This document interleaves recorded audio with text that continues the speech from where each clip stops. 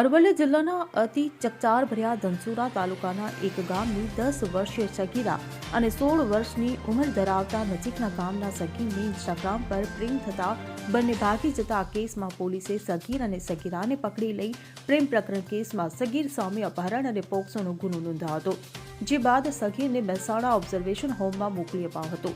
તેને તારીખ 10 જાન્યુઆરીની શુક્રવારે મોડાસા જુવેનાઇલ જસ્ટિસ બોર્ડમાં મુક્ત વાતાવરણ વચ્ચે રજૂ કરાશે, જ્યાં સગીરનું ગૌરવ અને બાળ અધિકારોનું હનન ન થાય તેમજ કુદરતી ન્યાયિક સિદ્ધાંત પણ જોવામાં આવશે.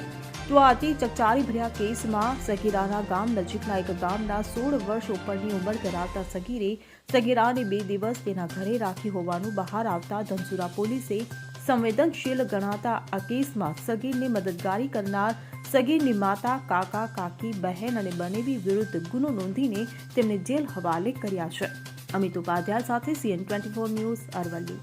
હવે જુઓ દેશ દુનિયાની તમામ ખબરો તમારી આંગળીના ટેરવે. ઉઠાવો મોબાઈલ અને Google Play Store પરથી ડાઉનલોડ કરો અમારી CN24 ન્યૂઝ મોબાઈલ એપ.